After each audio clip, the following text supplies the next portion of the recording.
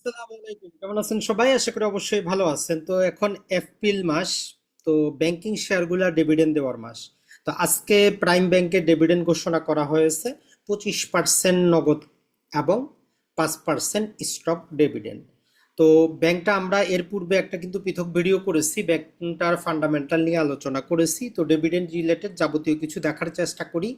আপনি যদি দীর্ঘমেয়াদে কোনো ব্যাংকিং শেয়ারে যদি ইন্টারেস্টেড থাকেন, তাইলে প্রাইম ব্যাংকটা কিন্তু একটা গুরুত্বপূর্ণ ব্যাংক। তো বিস্তারিত জানার জন্য আমাদের সেই ভিডিওটা দেখে নেবেন, সেখানে আমরা A to Z আলোচনা করেছি। আশা করি সেখান থেকে আপনারা উপকৃত হবেন। ভিডিওটা আমাদের প্লে লিস্টে আছে ব্যাংকিং শেয়ারের। তো আজকে যেটা আলোচনা করার সেটা হচ্ছে যে তাদের 2025 সালে প্রাইম ব্যাংকের শক্তিশালী পারফরমেন্স।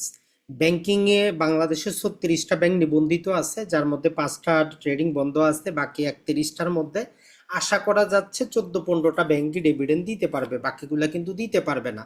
তো সর্বপ্রথম ঘোষণা করলো প্রাইম ব্যাংক। খুবই যাদেরই শেয়ার হোল্ডার আছেন, খুবই ভালো।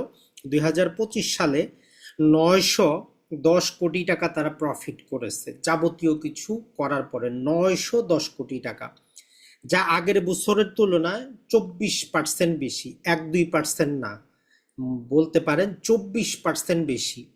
শুধু তাই না, শেয়ার হোল্ডারদের জন্য তারা 30% ডিভিডেন্ড ঘোষণা করেছে, যার মধ্যে 25%, মানে 10 টাকা ফেস ভ্যালুতে হিসাব করা হয়। মূল কথাটা হচ্ছে 2 টাকা 5 পয়সা প্রতি শেয়ারে, 2 টাকা 50 পয়সা হচ্ছে আপনার নগদ। আর পাশাপাশি আপনার কাছে যদি কি থাকে, 100টা শেয়ার থাকে, আরো 5টা আপনার অ্যাকাউন্টে যুক্ত হবে। তাইলে টোটাল 25% ক্যাশ এবং 5% হচ্ছে আপনার স্টক ডিভিডেন্ড ঘোষণা করেছে, যেটা আগের বছরের তুলনায় অনেক বেশি। আগের বছর তারা মাত্র 20% ডিভিডেন্ড ঘোষণা করেছিল। তাইলে এইবারের ইপিএস, তাদের এক বছরের ইপিএস শেয়ার প্রতি আয় হয়েছে 60 টাকা 84 পয়সা, আর তাদের ন্যাব দাঁড়িয়েছে 40 টাকা। এখানেও গ্রোথ কিন্তু হয়েছে। আর operating cash flow per share 58 টাকা। তার মানে তাদের ব্যাংকটা ভালো পারফরমেন্স কিন্তু করেছে। ব্যাংকটার বর্তমানে মোট সম্পদ তাদের হিসাব মতে 64,890 কোটি টাকা।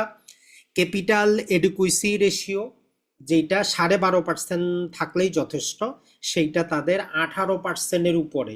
তার মানে একটা ভালো ব্যাংকের যা কিছু লাগে, আমরা আপনাদেরকে যেগুলো শিখিয়েছি, এগুলো সবগুলাতেই টপ কোয়ালিটিতে আছে আমাদের প্রাইম ব্যাংক। তো মূল হাইলাইটে যদি আমরা বলতে পারি, সেটা হচ্ছে যে গত বছরে ছিল তাদের 732 কোটি, সেই হিসাবে 24% বৃদ্ধি পেয়েছে। ডিভিডেন্ড 10% বৃদ্ধি পেয়েছে। আর যদি আমরা দেখার চেষ্টা করি, ইপিএস 2024 সালে ছিল 6 টাকা 31 পয়সা, এখন হয়েছে আমাদের যে 7 টাকা 84 পয়সা। তো এখনো ব্যাংকের ওয়েবসাইটে এটা আপডেট করা হয় নাই, ওয়েবসাইটে গেলে এখনো পাবেন না, গতটাই পাবেন। তো আমরা যেটা দেখতে চেয়েছিলাম সেটা হচ্ছে যে অলরেডি যে আমাদের বিজনেস স্ট্যান্ডার্ডে খবরটা দিয়ে দিয়েছে, কালকের মধ্যে আপনারা কিন্তু পেয়ে যাবেন। এখন শেয়ার বাজারে শেয়ারটা ক্রয় করবেন কিনা, কথা হচ্ছে যে ভাই ডিভিডেন্ডটা আশায় ক্রয় করার দরকার নাই, জেনে শুনে বুঝে। আর ব্যাংকিং শেয়ারগুলা কিন্তু মোটামুটি যদি বলেন ভালোই, এই যে নিচু মার্কেটে ভালোই কম দামে গেছে, মাত্র 29 টাকা 40 পয়সা। তো কেনার মতো যোগ্য শেয়ার। কালকে হয়তো বাজার খুললে এটা মোটামুটি আশা করা যায় যে এটাতে 5% থেকে 10% তো কালকে দামটা বাড়বেই বাড়বে। তার মানে মোটামুটি 32 টাকা কিন্তু যাবে। তো যাদেরই আগে আসছে ভালো। আর ব্যাংকটা দীর্ঘমেয়াদে আপনারা হোল্ড করতে পারেন, কোনো কিন্তু সমস্যা নাই। তো ব্যাংকটার যাবতীয় এখানে যা আছে কালকে এগুলো চেঞ্জ হয়ে যাবে, ন্যাপ চেঞ্জ হয়ে যাবে, ইপিএস চেঞ্জ হয়ে যাবে, সবই কিন্তু চেঞ্জ হয়ে যাবে। তো যারাই আমাদের আগের ভিডিওটা দেখেন নাই, সংক্ষেপে যদি আমরা ব্যাংক পরিচিতিটা তাদেরকে একটু জানিয়ে দেই। ব্যাংকটা মাঝারি মানের ব্যাংক, 149টার মতো তাদের কি আছে, ব্রাঞ্চ আছে। এটা ছাড়া তাদের ইসলামী শাখা আছে 5টা, সাব শাখা হচ্ছে 5টা, এজেন্ট ব্যাংকিং আছে 152টা। গ্রাহকের ডেবিট কার্ড ক্রেডিট কার্ড, মোট গ্রাহক হচ্ছে তাদের 11 লক্ষ। এদের গ্রাহক সংখ্যা বেশি না, ব্যাংকটা কিন্তু মাঝারি মানের, তবে খুবই পারফরমেন্স তারা দিতে পারে। ব্যাংকটা টোটাল 6টা সাবসিডিয়ারি আছে। এটা ছাড়া প্রাইম ব্যাংক প্রাইম লেনদেন কিন্তু নিয়ে আসতেছে। এরপরে যদি দেখি, তাদের মানি এক্সচেঞ্জ ইউকে হংকংয়ে আছে। এটা ছাড়া ব্রোকারেজ হাউস আছে, ইনভেস্টমেন্ট আছে। এরপরে তাদের চক্ষু হসপিটাল, ইংলিশ মিডিয়াম এবং নার্সিং কলেজ, এগুলো তাদের ফাউন্ডেশনের অধীনে চলে, অলাভজনক এই 3টা প্রতিষ্ঠান। এরপরে যদি আমরা দেখার চেষ্টা করি, মোটামুটি এদের আরো এইগুলো আমরা আপনাদেরকে দেখাইছি যে এনপিএলটাও তার কম, খুবই কম। এনপিএল যদি আমরা দেখানোর চেষ্টা করি, লেটেস্ট এনপিএল হচ্ছে 1.99, খুবই কম। 1.99 ইন্ডাস্ট্রির মধ্যে বলতে পারেন শেয়ার বাজারে নিবন্ধিত যতগুলো ব্যাংক আছে সবচেয়ে কম এনপিএল। এটা ছাড়া গত 5 বছরের আর ওই যদি দেখি 14%, এইটা এবার একটা হিসাব করলে 15% হয়ে যাবে। ইপিএস গ্রোথটা 55% ছিল, ডিভিডেন্ড 5-এর জায়গায় এবার তো 10% বৃদ্ধি পাইলেও নেট প্রফিট মার্জিন হচ্ছে 27, তার মানে একটা বিনিয়োগযোগ্য ব্যাংক আপনি বলতে পারেন। এরপরে যদি আর গুরুত্বপূর্ণ তথ্য দেখার চেষ্টা করি, সিআরআর, এসএলআর, সিএআর, এইটা তারা 18% নিয়ে গেছে, তার মানে স্ট্রং একটা ব্যাংক।